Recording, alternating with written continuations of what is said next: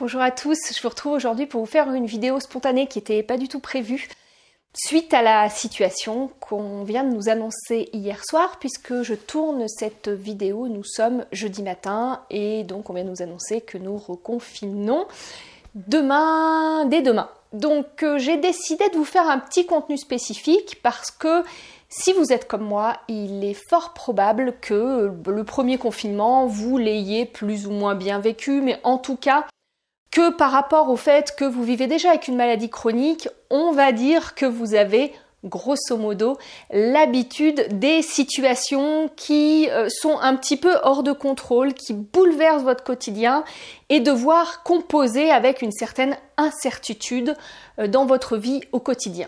Et cependant, si vous êtes comme moi, l'annonce de ce second confinement a peut-être été quelque chose qui bizarrement vous a un petit peu stressé, un petit peu angoissé, un petit peu mis mal à l'aise, un petit peu oppressé sans que vous ne compreniez vraiment pourquoi, puisque la première fois, soit ça s'était bien passé, plus ou moins bien passé, mais en tout cas, où vous êtes un petit peu en perte de repères, où vous avez des difficultés, vous vous sentez pas très bien. Donc, j'ai décidé de vous faire une vidéo spontanée pour discuter avec vous de cette situation de reconfinement et plus particulièrement pour vous donner des conseils, des stratégies pour faire face à ces situations où on est entre guillemets en perte de contrôle. Alors ça peut être avec la maladie. Je pense que ce que je vais dire va aussi bien parler aux gens qui vivent ce reconfinement et qui n'ont peut-être pas de problème de santé chronique qu'aux gens qui vivent avec des problèmes de santé chronique et qui se retrouvent confrontés entre guillemets à cette situation depuis un moment. Donc je vous explique ça très vite et j'espère que les conseils que je vais pouvoir vous donner, que je m'applique moi-même, vont pouvoir vous aider.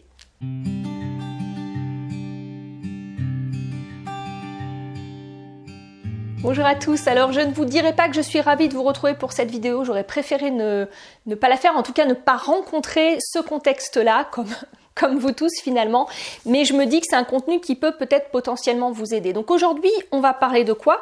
Aujourd'hui, on va déjà parler de ce qui se passe, de ce que vous ressentez, des difficultés que vous pouvez rencontrer à l'annonce de ce second confinement.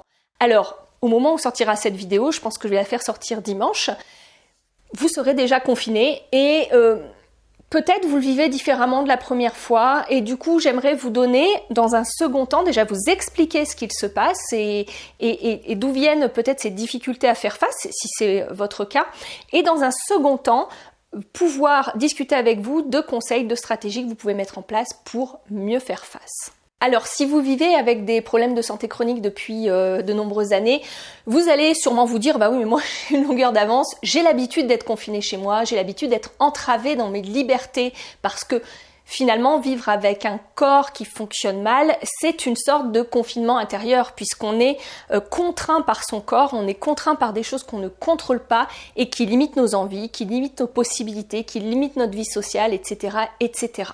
Donc c'est quelque chose dont vous avez peut-être l'habitude, mais pour autant, ce confinement, ce reconfinement, c'est quelque chose qui bouscule nos habitudes, et qui bouscule aussi nos repères par rapport à notre routine au quotidien et ce que l'on met en place pour pouvoir recapitaliser notre énergie, prendre des moments de repos et finalement mieux faire face à ce corps qui quelquefois est un petit peu rebelle et prend les décisions pour nous sur ce que nous pouvons ou ne pouvons pas faire. Parce que clairement, en fonction de votre situation, si vous travaillez encore et que vous vous retrouvez en télétravail chez vous, donc vous allez avoir un manque du contact social avec vos collègues, si en fonction de ce qui va se passer avec les enfants, bien qu'on nous annonce certaines choses, il est possible qu'il y ait aussi certaines difficultés qui apparaissent en fonction du fait que votre conjoint travaille ou ne travaille pas et se retrouve ou ne se retrouve pas à la maison. En fait, chacun, on va le vivre différemment, on va le vivre de manière plus ou moins stressante en fonction de nos besoins, en fonction de notre routine et en fonction aussi de nos problématiques, de notre façon de fonctionner, si on est plutôt quelqu'un qui aime interagir avec les autres ou si on est plutôt quelqu'un qui est solitaire. Alors, comme la première fois, qu'est-ce qui pose vraiment souci, entre guillemets qui pose vraiment souci, mais qu'est-ce qui va nous déstabiliser dans cette situation? C'est qu'on perd notre besoin de contrôle, on perd notre contrôle sur les événements, excusez-moi. Je n'ai pas préparé mon propos, donc je risque de bafouiller, vous ne m'en voudrez pas, mais j'ai envie que ce soit spontané. On perd notre contrôle sur la situation, on perd notre capacité à anticiper, à se projeter sur l'avenir, et ça, bon, ça on l'a vécu déjà la première fois, et ça en tant que malade, on a quand même un petit peu l'habitude de le gérer. Mais là, en plus, ce qui se rajoute et ce qui fait que peut-être vous allez le vivre différemment la première fois, c'est qu'on a une expérience antérieure de ce qui s'est passé. Et cette expérience, comme je vous l'expliquerai plus loin dans la vidéo, elle s'est, entre guillemets, encodée et elle va, entre guillemets, connoter la façon dont on va vivre celle-ci. Déjà, ce qui se passe, ce qui fait que cette situation est angoissante, au-delà de la privation de liberté, qui logiquement paraît forcément angoissante. Pourquoi c'est angoissant? C'est parce qu'à un moment donné, en tant qu'être humain, on a tous un besoin de contrôle. On a tous un besoin de contrôle qui est obligatoire pour nous donner l'impression qu'on a prise sur les événements. Et pourquoi on a ce besoin de contrôler ce qui nous arrive, même si, je le dis tout de suite, le contrôle, c'est quand même un biais. On a l'illusion de contrôler, mais finalement, quand on regarde dans notre vie, on ne contrôle pas de grand-chose. Mais en général, on a cette impression qu'on contrôle notre vie. Et pourquoi on a cette impression? C'est qu'on est obligé de l'avoir, parce que sinon, si on n'est pas en capacité de catégoriser, de finalement se faire une vision cohérente de notre environnement et d'avoir notre propre point de vue sur tout ce qui nous arrive et à l'impression qu'on contrôle ce qui nous arrive, la difficulté, c'est que pour le cerveau, c'est une situation qui est très anxiogène, très insécure, et du coup, notre cerveau, qu'est-ce qu'il fait face à une situation qui paraît hors de contrôle? Il perçoit cette situation comme menaçante, puisque comme elle est hors de contrôle, on ne peut pas agir dessus, et du coup, il active toute la physiologie du stress en général. Donc c'est pour ça qu'on a plein de mécanismes dans le cerveau qui sont très bien faits, où on catégorise tout ce qui nous arrive, où on réécrit l'histoire de tout ce qui nous arrive pour faire sens, et on a plein de biais dans le cerveau qui nous aident à faire ça. Le principe des biais cognitifs, c'est des raccourcis que fait notre cerveau pour nous permettre de mieux appréhender notre environnement comme étant cohérent et de mieux avoir cette impression qu'on contrôle l'environnement et qu'on peut anticiper ce qui nous arrive. Parce que l'objectif, justement, et pourquoi on a besoin de contrôler, parce que si on n'a pas l'impression qu'on contrôle ce qui nous est arrivé, ou si on ne fait pas sens de ce qui nous est arrivé, on ne peut pas anticiper. Et ne pas pouvoir anticiper, c'est très très anxiogène pour le corps, puisqu'on est toujours, notre cerveau est toujours en alerte, et on est dans une situation où on se sent toujours en danger finalement, où il faut tout anticiper parce que il n'y a pas de routine, il n'y a pas de choses qui se passent de manière automatique, et du coup c'est très stressant, très angoissant pour le corps. Et le fait d'avoir l'illusion du contrôle, c'est ce qui nous permet de nous maintenir en sécurité. Quand on est en sécurité, c'est là où on peut allouer des ressources à autre chose, allouer des ressources à faire des projets, allouer des ressources à anticiper certaines choses, etc., etc. Donc, vous voyez où je veux en venir. Ce qu'il se passe avec la situation actuelle, c'est que on perd totalement le contrôle de la situation. On est dans une situation qui est hors de notre contrôle, qu'on subit, même si on se dit, bah oui, mais on doit accepter, et comme on s'est dit finalement pour le premier confinement, bon, bah on attend de voir, on essaye de se divertir, de prendre notre temps pour faire plein de choses qu'on n'a pas l'habitude de faire d'habitude, sauf que là, la situation, elle se répète, et comme je vous l'ai dit tout à l'heure, le souci, c'est que on a déjà encodé dans notre cerveau, parce que notre cerveau encode notre mémoire, garde trace de tout ce qu'on a vécu, que ce soit j'allais dire la vision objective de ce qu'on a vécu, mais c'est jamais objectif, c'est toujours subjectif parce que c'est connoté de nos émotions. Mais en tout cas, les émotions qu'on a ressenties la première fois, les circonstances, les difficultés qu'on a ressenties la première fois, ou les facilités, et là, il va nous ressortir ça comme une petite alerte de dire attention, menace, dans telle situation, tu avais eu du mal la dernière fois, donc attention à cette fois-ci à ce que ça ne se reproduise pas. Et du coup, cette alerte, elle va toujours vous ramener cet événement, cette situation, on va dire en première ligne, pour vous alerter sur la problématique. Sauf que clairement, vous n'avez pas main mise aujourd'hui de vous dire, bah oui, j'ai mal vécu le fait d'être isolé. je vais pas être isolée cette fois-ci. Ben non, c'est pas possible. Donc qu'est-ce que ça fait? Ça crée un stress 2 fois plus fort. Ce qu'il faut savoir et ce qui fait que peut-être vous vous sentez pas vraiment à l'aise avec la situation tout en réussissant pas à mettre de mots dessus, c'est que le stress, c'est quelque chose qui quelquefois n'est même pas perçu. Un stress, c'est différent on va dire, d'être tendu nerveusement, parce que le stress, quelquefois, c'est vraiment une réaction physiologique dont on n'a même pas conscience. C'est-à-dire qu'il est possible, quelquefois, et ça a été prouvé, de mesurer une activité physiologique qui montre que l'organisme est en état de stress, sans que la personne en ait conscience. Et c'est cette accumulation de petits stress physiologiques qui fait qu'à un moment donné, on est complètement dépassé par la situation. Parce que le stress, il n'est pas dû en tant que tel à un événement. Il est vraiment dû à un événement qui arrive et qui va vous demander une adaptation, c'est-à-dire un événement, une circonstance dans le contexte que vous vivez, donc là on va prendre le confinement, qui va vous demander une adaptation de votre rythme de vie, de vos émotions, de votre manière de fonctionner, qui dépasse vos capacités, qui dépasse vos ressources. Et au moment où ça va dépasser vos ressources, c'est là où vous allez avoir cette sensation de tension nerveuse, ce stress excessif et où ça va avoir un impact sur votre physiologie et votre psychologie. Donc j'ai déjà fait la première fois pour le premier confinement des vidéos, je vous les mettrai au-dessus sur comment gérer l'angoisse, la différence entre le stress et l'angoisse parce que c'est deux choses différentes. Donc vous pouvez aller voir tout ça. Aujourd'hui, j'ai vraiment plus envie de vous parler de comment faire face aux situations qui sont hors de contrôle parce que je pense que ça peut vous aider pour ce reconfinement, mais ça peut également vous aider pour la vie avec la maladie tout simplement. Parce que ce qu'on vous dit peu, c'est qu'en général, le stress, on le calque sur un événement de vie, sur ce qu'on vit. C'est-à-dire, c'est parce que cette personne m'a dit ça que je suis stressée, c'est parce que je suis malade que ça me stresse, parce que c'est une situation insupportable, c'est parce que je vais être confinée, je vais perdre ma liberté que je suis stressée, c'est parce que si, c'est parce que ça. Sauf qu'au final, le stress, il vient d'une chose qu'on ne met pas en mots en général, c'est l'histoire qu'on se raconte sur l'événement. Ce n'est pas l'événement en tant que tel qui va être angoissant.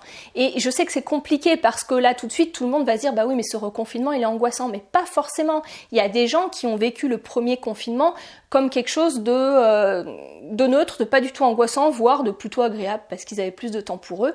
Et il y a des gens qui ont été dans une détresse émotionnelle, psychologique, physique énorme. Et ces deux personnes, quoi qu'on en dise, ont pu avoir exactement le même contexte, vivre la même situation, mais tout simplement, ce qui est important de prendre en compte, c'est qu'entre l'événement en lui-même et ce qu'on ressent dans notre physiologie, il y a une chose entre les deux qui est l'histoire qu'on se raconte sur cet événement, qui est la perception qu'on a de cet événement. Et la perception, elle se fait sur quoi? Elle se fait sur la base de tout ce qu'on a vécu avant, elle se fait sur la base de qui on est, elle se fait sur la base des pensées, des croyances qu'on a, et elle se fait sur la base également du sens qu'on donne à la situation. C'est-à-dire elle se fait sur tous les événements du passé et sur le sens, sur ce qu'on va donner comme sens pour l'avenir à cette situation, ce qu'on va faire de ce temps, etc., etc. Et en général, on a tendance à pas voir ça. En général, on a tendance à se dire que c'est vraiment la situation qui nous stresse. Et si c'était le cas, je prends l'exemple de deux personnes qui vivent la même pathologie chronique, avec les mêmes limitations, avec le même entourage familial, et il y a forcément des gens qui vivent le même contexte, mais qui le vivent totalement différemment, parce que ils se sont construits différemment, ils se disent pas les mêmes choses par rapport à la maladie, ils ne regardent pas les choses du même angle et ça joue et on en parle peu. Et c'est là-dessus que je voulais vous alerter et c'est là-dessus que je voulais vous donner des stratégies aujourd'hui, on va dire, pour pouvoir vraiment faire face à tout ce qui est hors de notre contrôle. Alors, la première chose, c'est déjà de pouvoir identifier ce qui est sous notre contrôle et ce qui ne l'est pas. C'est-à-dire que malgré l'illusion de contrôle, il y a très peu de choses qui sont sous notre contrôle. Prenons un exemple, votre corps, il n'est pas sous votre contrôle. En tout cas, pas sous votre contrôle conscient. Vous pouvez le soutenir, vous pouvez l'aider, vous pouvez aller voir certains thérapeutes, vous pouvez aller voir votre médecin, vous pouvez faire plein de choses pour pouvoir vous aider à mieux vivre la situation, à soutenir votre corps, mais en tant que tel, votre corps, son fonctionnement physiologique, il n'est pas du tout sous votre contrôle. Et bien sûr, l'environnement, tout ce qui se passe, tout ce qui arrive dans la vie, c'est en général pas sous notre contrôle. Mais notre cerveau fait son travail et il réexplique une histoire qui voudrait qu'on ait le contrôle. Parce qu'au final, la seule chose sur laquelle vous avez le contrôle, c'est comment je vois la situation. C'est-à-dire que les réactions émotionnelles, elles sont souvent automatiques, mais par contre, ce que vous allez vous dire face à ces réactions émotionnelles sont des choses qui sont sous votre contrôle, et je dirais que c'est la seule chose qui est sous votre contrôle, c'est l'histoire que vous vous racontez face à cette situation. Donc, la première chose, la première stratégie que je voudrais vous donner, c'est déjà d'identifier, de comprendre tout ça. Déjà, le savoir, c'est bien, mais d'identifier quelle est l'histoire que vous vous racontez face à ce reconfinement. Qu'est-ce que vous vous dites? Est-ce que qu'est-ce qui va vous stresser? Est-ce que vous vous dites que la situation devrait être différente ou est-ce que vous acceptez là où vous en êtes aujourd'hui? De quoi vous avez peur? Qu'est-ce qui vous angoisse? Qu'est-ce que vous anticipez? Voilà, c'est de poser déjà toutes les choses à plat, voir si c'est la situation d'incertitude, voir si c'est peur de la perte par rapport à l'avenir, par rapport à ce qui se passe, voir si c'est la vie dans l'instant présent par rapport aux conditions que vous allez rencontrer qui sont spécifiques à ce que vous vivez vous. Que ce soit le fait de perdre votre marge de manœuvre, que de perdre votre liberté, entre guillemets, votre pouvoir d'action en tout cas, que ce soit le fait d'être contraint, que ce soit le fait de vous retrouver dans une situation que vous n'avez pas choisie, de perdre certains temps pour vous. Et là, je vous renvoie pareil au podcast que j'avais fait sur le confinement pour tirer parti du confinement et sur comment vous pouvez utiliser ce confinement pour mieux comprendre vos besoins, parce que ça peut vous aider si vous vivez avec une maladie chronique. Bref, l'important, c'est d'identifier qu'est-ce qui va générer du stress en vous par rapport à l'histoire que vous racontez, par rapport à vos besoins propres. Et au regard de ça, c'est de vous dire, est-ce que ça c'est sous mon contrôle ou ça ne l'est pas? Alors on est d'accord que c'est pas le fait de vous dire, je vais arrêter ça c'est pas sous mon contrôle, je ne vais plus contrôler, je lâche prise. Je pense que je vous ferai une vidéo bientôt sur le lâcher prise qui pour moi, le fait de lâcher prise reste encore une forme de contrôle. J'aurais tendance à vous dire, au lieu de lâcher prise, soyez dans l'acceptation. Parce que l'acceptation, c'est quelque chose où aujourd'hui on le connote avec de la résignation. Mais accepter une situation qui n'est pas sous votre contrôle, ce n'est pas se résigner. Parce que tout simplement, quand vous acceptez la situation, qu'est-ce qui va se passer? C'est que vous dites à votre cerveau, là, il n'y a pas de choix, la situation est ainsi. Et tout simplement, ça va permettre d'alléger la charge sur votre cerveau. Parce que si vous résistez à la situation, si vous dites, il faut que je lâche prise, il faut que je lâche prise, il faut que je lâche prise, j'ai pas de contrôle là-dessus, qu'est-ce que ça fait? Ça va recréer l'alerte, menace, menace, menace. Cette situation est menaçante parce que vous portez attention de plus en plus à cette situation et parce que du coup, en y portant attention, vous donnez l'intention qu'il y aurait un choix différent. Sauf que là, sur cette situation, il n'y a pas de choix différent. Vous ne pouvez pas sortir de chez vous, vous n'avez pas de choix de changer la situation, vous n'avez pas le choix d'arrêter le virus. Et du coup, la meilleure chose, le meilleur conseil que je vous donnerai, c'est d'accepter ce sur quoi vous n'avez pas de contrôle aujourd'hui. Et en acceptant, en vous donnant ainsi... En indiquant ainsi à votre cerveau qu'il n'y a pas d'autre choix possible, il va vous arriver... Je vais prendre l'exemple finalement de ce que vivent nos enfants. Si vous avez un jeune enfant, en tout cas les plus grands c'est un petit peu plus compliqué bien sûr, mais un jeune enfant de moins de 6-7 ans, en général vous serez peut-être assez surpris de la manière dont les enfants se sont adaptés facilement à cette situation. Et parce que tout simplement, un enfant, il va être dans l'acceptation, ce qui arrive dans l'instant présent. Il va pas être dans la projection comme nous, il va pas être dans le passé et aller rechercher toutes les informations. Et du coup, il part du principe que ce qui se passe, c'est finalement la nouvelle norme et il ne lutte pas, il ne résiste pas contre cette situation. Alors là, je fais une généralité parce que chaque personne l'aura vécu de manière différente. Mais ce que je voudrais vraiment vous alerter, c'est que plus vous allez résister à cette situation, plus vous allez créer du stress en vous. Donc vraiment un acte de bienveillance envers vous-même, c'est déjà d'accepter ce sur quoi vous n'avez pas de contrôle et de voir comment vous pouvez l'accepter. Quels sont vos besoins par rapport à ce qu'on a dit tout à l'heure, qu'est-ce qui crée un stress chez vous, qu'est-ce qui est vraiment difficile et comment vous pouvez pallier ce besoin. Si c'est l'incertitude, qu'est-ce que vous pouvez mettre en place pour retrouver du contrôle? Ça peut être tout simplement de visualiser les deux choix, c'est-à-dire de prendre un moment pour vous d'intériorisation. Alors les gens qui font de la pleine conscience, ils ont peut-être plus l'habitude de ce travail-là, mais tout simplement de vous relier à vous et de visualiser les deux options. L'option où vous êtes en résistance, c'est qu'est-ce que vous ressentez dans votre corps, qu'est-ce que vous dites dans votre tête, et après d'essayer d'avoir le deuxième choix, de vous dire ok, j'accepte cette situation et quel sens je peux donner cette situation. Si je n'avais pas le choix, si cette situation était ainsi, et si je ne me disais pas que j'ai besoin de certitude et si je ne me disais pas telle ou telle pensée, qu'est-ce que je ressentirais dans mon corps? Alors pour ceux à qui ça parle, je vous mettrai en description le travail, je ne sais pas si vous connaissez The Work de Byron Katie, qui peut peut-être résonner pour vous sur le travail à faire sur ses pensées et sur la résistance qu'on a par rapport à certaines situations et sur comment on connote et on se raconte des histoires par rapport à certaines situations. Donc, je reviens à ce que je vous disais, l'acceptation certes, mais si vous restez toujours dans cette acceptation de vous dire bon, j'accepte la situation, vous êtes dans une position d'attente et peut-être vous allez faire comme la première fois, c'est-à-dire essayer de combler vos journées pour ne pas penser. Et ça a marché la première fois, mais je pense que là, ça va être très différent pour la plupart des gens parce que c'est une situation, comme je vous le disais, où on a déjà des marqueurs, on a déjà des repères par rapport à ce qu'on a vécu la première fois.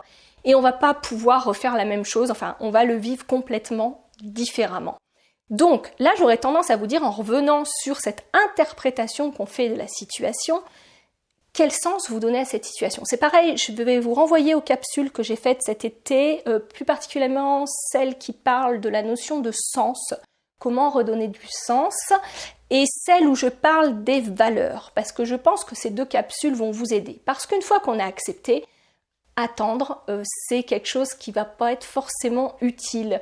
Parce qu'au bout d'un moment, accepter sans rien mettre en place, pour pouvoir avancer en tant qu'être humain, on a besoin d'avoir une direction. Et cette direction, on n'arrive plus à l'avoir parce qu'il y a tellement d'incertitudes dans notre environnement que c'est très déstabilisant puisqu'on essaye de mettre en place des projets, on essaye de mettre en place des choses, mais on ne sait pas tous à 6 mois ce que va donner le monde professionnel parce que tous les secteurs d'activité sont impactés, on se fait peut-être du souci par rapport à notre famille, financièrement, etc. etc. Donc, si vous restez comme ça dans l'attente, dans une acceptation mais sans rien mettre en place à côté, votre cerveau va se charger, le mode par défaut va s'activer, va se charger de vous envoyer plein de pensées anxiogènes et de vous ressasser tout ça parce que votre cerveau, son boulot, le mental, on va dire la partie la plus récente de votre cerveau, son rôle, c'est vraiment de vous permettre d'anticiper. Donc, elle vous envoie tous les problèmes pour bien vous les mettre devant vous, pour vous dire il faut les résoudre. Sauf que là, vous n'avez pas de marge de manœuvre. Donc, comment vous pouvez faire pour faire taire tout ça? Vous ne pouvez pas faire taire vos pensées, par contre, vous pouvez les remplacer. C'est-à-dire trouver ce qui fait sens pour vous. Et l'idée, c'est vraiment de vous dire, aujourd'hui, dans cette situation, quelle est ma marge de manœuvre? Qu'est-ce qui est sous mon contrôle? Et de vous relier à vos valeurs, de vous relier à ce qui compte pour vous et de vous dire, finalement, s'il fallait que j'utilise ce temps-là pour quelque chose, qu'est-ce qui ferait sens pour moi? Et ça, vous êtes le seul à savoir ce qui va faire sens pour vous.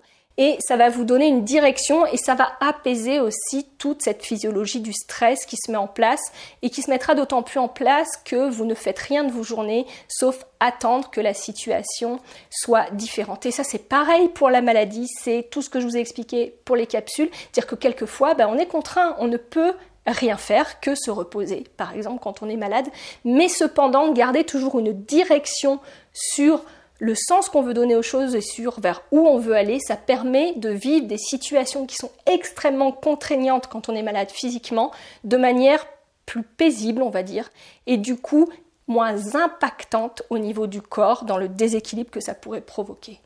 Je suis partie dans tous les sens.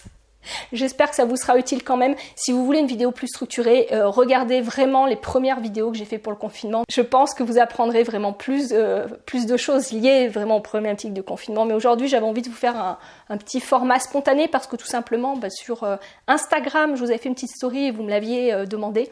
Et j'espère que ça pourra vous aider. Donc prenez bien soin de vous, trouvez ce qui résonne pour vous. Ne résistez pas à cette situation et au changement parce que plus vous allez résister, plus votre cerveau va prendre ça comme une menace et plus vous allez activer la physiologie du stress et moins vous serez bien.